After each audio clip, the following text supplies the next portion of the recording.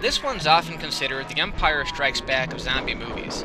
It's rare for a horror film, much less a zombie movie, to have such an epic feel, but for a sequel to an already classic flick, you really couldn't expect anything less. If you thought Night of the Living Dead was brutal for its time, just check this one out. Dawn of the Dead probably wasn't as shocking when it came out 10 years later, in 1978. A lot of that had to do with the time period. Because we were just coming out of the Vietnam era, a lot of movies in the 70s, especially with horror, displayed a gritty realism that forced audiences to face gore and violence head-on.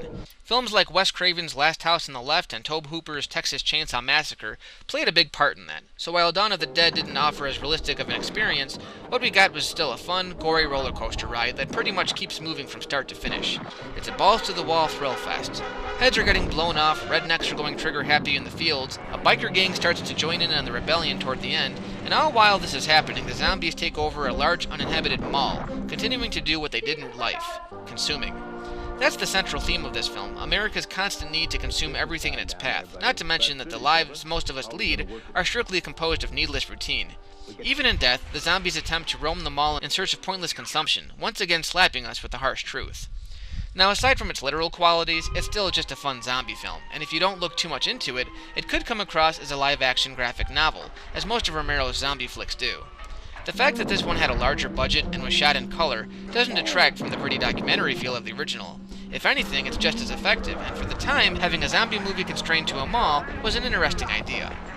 I do have a few gripes about this one. First, it seems long for a zombie movie. Even for something as large in scope, 2 hours seems a little long for this type of film, and that's not including the extended version, which runs an extra half hour.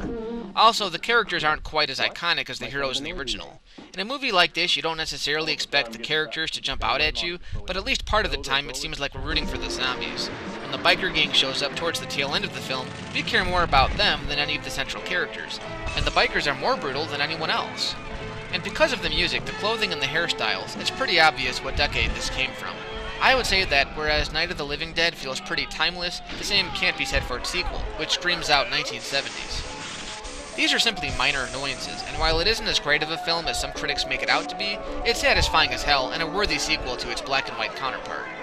Then we have the 2004 remake of the same name, directed by Zack Snyder, who went on to direct 300 and Watchmen.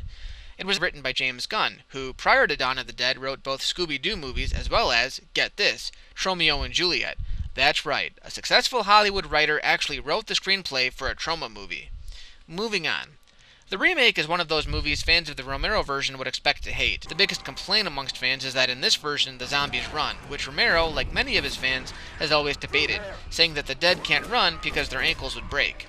This is debatable at best. There's always going to be a certain creep factor that comes with zombies that creep up on you versus zombies that can run after you full sprint. But realistically, if we ever were in a zombie apocalypse and zombies could only stumble ever so slowly towards you, as long as you have a good set of lungs and you're not crippled, you stand a halfway decent chance. In today's zombie films especially, it seems this is becoming more common, but it still seems to be a matter of preference type of thing. Some people love it when they run, and those that don't make films where they slowly stalk after their prey. The story essentially rehashes the original. The character roles are different, but the cast is just as generic, and eventually they all wind up in a mall. It's entertaining, there's no doubt about it, but it doesn't have the charm of its predecessor. Like the Night of the Living Dead remake, it has a more polished quality that detracts from the grittiness, which usually happens with a big-budget Hollywood remake of a low-budget film. It has its share of scares too, like the guy on the rooftop who eventually turns into a zombie. Throughout the duration of the film, we get to see his slow transgression until we see him go completely mad. For this one, I'd have to go with the original George Romero flick, because it tries to accomplish so much. It tells a story and feels like an event, which is more than can be said for the big-budget Hollywood remake, which feels like just your typical zombie apocalypse flick. The original has everything, from Tom Savini's brutal effects work to a compelling narrative, and some haunting moments. If you want a truly badass zombie movie and you've already seen every episode of The Walking Dead, this is one you have to see.